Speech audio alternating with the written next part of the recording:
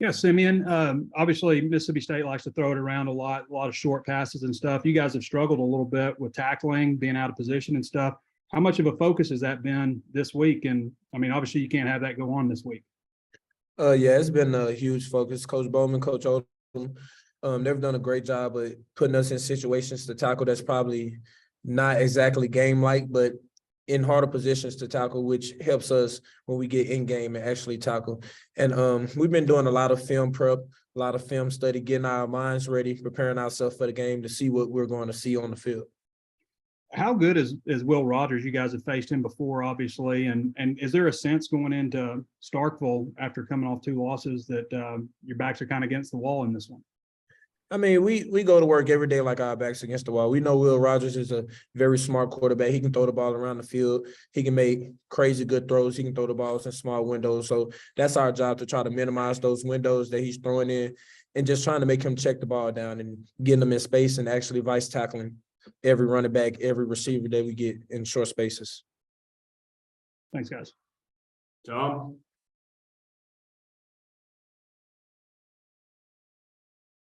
Sorry, I had to unmute there. Yeah, Ricky, I was looking at the Mississippi State defense, and there might be a couple of juniors, but they look like graduate seniors and fifth-year seniors all over the place. What do you make of that unit? That defense line is pretty good. We played them 2 years ago, obviously, in Starkville during the COVID year. Most of the guys that I've seen on our scouting reports, the same guys, we're going to see again. So they've been there for a while. They're a great defensive line, and we're excited to go down there and play them. Yeah, and Simeon, saw Hudson doing some safety work today. Sam had talked about that might be a possibility. And then Mbake has joined y'all. Can you maybe talk about how maybe some reinforcements could help? Yeah, Sam's a very great athlete. He goes 110% each and every day, whether that's at gunner, whether we were seeing him at receiver on scout team, and now seeing him at DB. He does a lot of good for us. He picks up on the defense very quick. And Hud, we've cross-trained all spring ball, all fall camp, and Hud's a very smart player. So it was really a very easy transition when we seen him at safety a little bit this week. He's a very smart player. He's able to break on routes very good. I feel like he can be a very good help to us back there.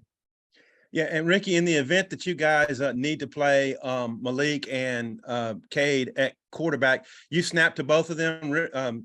Malik getting a lot of snaps in the A&M game last year, and then Cade, the last 2 series. Maybe can you talk about what their presence is like in the huddle and what you expect from them if they need to play? Yeah, they're both great QBs. It doesn't matter who's behind me, who I'm snapping to, because I got great confidence in them. We have 3 really good QBs, including KJ, obviously. So no, I have no concern with them at all. I'm excited to have either one of them behind me. We're as an offense, we're confident in them. Okay, and then finally, Sam told us that Mississippi State blitzes so much, and it's run blitzes as much as it is, blitzing the quarterback. How difficult? I mean, what's the importance of trying to get a run against these guys with that going on? It's communication, being able to communicate our spots with that defense. They got a tricky defense, but we've seen it the past 2 years, so it's nothing new to us. But we've been emphasizing in practice our communication through the noise to be able to pick up those blitzes and point those spots out. So we've been emphasizing that a lot in practice. Okay, and then my last one, Simeon, you guys had really good success in 20 against this offense. And then, held them down a little bit last year. What are the keys to being successful against this air raid? It starts in practice. It starts way before Saturday. Just watching the film, seeing what they do, see what they like to do. Because they have a great coach in Mike Leach, and he's been running that air raid offense for a long time. He invented it. And it's just really going back, watching all the film. You can watch from any team he's been on. They run around the same routes. It's just really preparing before the game is what really prepares you to play that team. Doing it in practice, practicing it 100%, and we're going to be ready by Saturday. Bob? Hey, guys. Thanks for being on. Bumper, he's just 14 tackles, I think, away from setting the all-time record, and that's a lot of tackles, but he's gotten that many tackles in several games. What do y'all think about just Bumper's career and all the tackles he's made? Ricky, I know you don't play on that side of the ball, but you guys have obviously been teammates for a while, and Simeon, you play behind him. Just wondering what y'all think. Maybe Simeon, you could take that first. I've been here since Bump got here. He's been playing since his freshman year. just the way he approaches the game none of that surprise me. It's a blessing to be able to play behind him because he does exactly what he tells everybody else to do. And then he saves me from having to make a lot of those tackles because he made saving tackles that end of the last part of the secondary. Just playing with a captain like that, a guy that always does what he says, is truly a blessing. And you get to learn a lot from guys like that. Yeah, Bumper's a great leader. We're definitely lucky to have him on our team. We definitely all look up to him. He leads those young guys.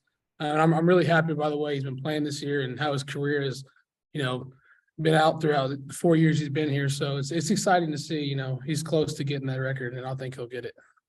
And Ricky, allegedly the Mississippi State fans are supposed to stop ringing cowbells when you get over the ball. And Sam said, talking to people, looks like they do that, but what that kind of makes that atmosphere unique, even in the SEC, the cowbells. And have you guys been hearing a lot of clanging in practice, or kind of what's that been like? What do you expect Saturday? Yeah, we have a like a noise machine outside, or like noise speakers that have the cowbells on there. So we heard it yesterday, we heard it today, we're gonna hear it Wednesday and Thursday. So we're definitely gonna be prepared going into Starkville with those cowbells. Simeon, what do you think about all that? Man, I thought that we was only gonna have the Cowboys playing for the offense, but I feel like the defense, we hear them every single second of the day. It's hard to even communicate and hear what you're saying out there because we have some very loud speakers. So we've been hearing the Cowboys all week. So we're going to be prepared just as the offense is going to be prepared for that. And then, 2 years ago, you guys, that was Sam Pittman's first win, broke a long SEC losing streak. That's kind of where all the jukebox stuff got started. What do you guys remember about that? And have you been kind of amazed at how the jukebox phenomenon has taken off? Man, it's a tradition now. Every time you get a win, you got to turn that jukebox on.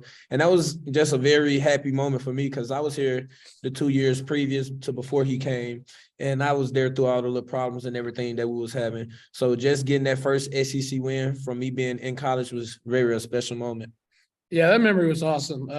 Like Sam, I wasn't here the 2 years prior, but I was here the Chad Morris's last year, and getting that win was something that was like a big relief. That was the start of something. So that moment will always stick with me forever. The fact you guys are 2-0 against Mike Leach, obviously a great coach, won a bunch of games won wherever he's been. Does that play into this at all? Man, no. We're preparing like we're facing this team again for the first time. We're hungry.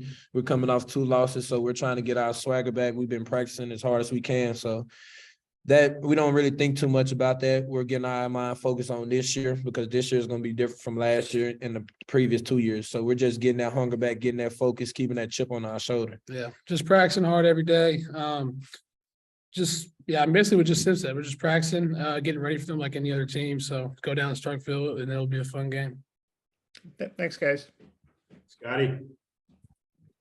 Simeon, you just mentioned defense working to get its swagger back. How do you guys do that? How do you get back to playing maybe the way you did first week and a half?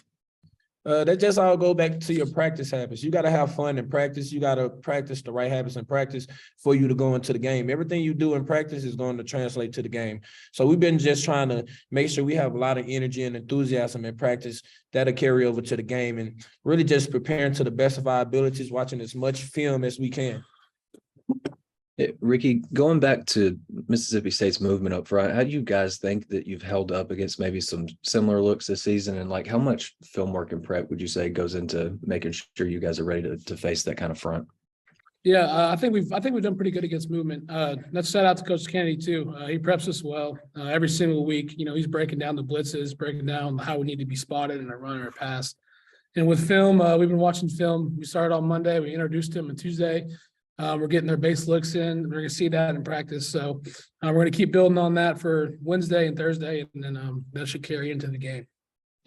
Last thing, Simeon, I think you look at Mississippi State's receivers numbers. I think there's like 5 or 6 guys right around the 20 catch mark up to 25. How do you guys kind of prep for that? And I guess does every position, kind of have to be on their toes this week with that balance? Yeah, we're definitely, like I said a lot, we're prepping for that, watching film, but making sure we make them catches in front of us and not behind us, making sure that we can get them in spaces where we can vice tackle them, make sure that we don't let nobody get behind us, make sure we keep eyes on everybody on the field. So we're really just trying to make them catch the ball in front of us and rally to the ball and run and hit like we used to do. All right, Sam, Ricky, appreciate your time, guys. Thank y'all. Thank you.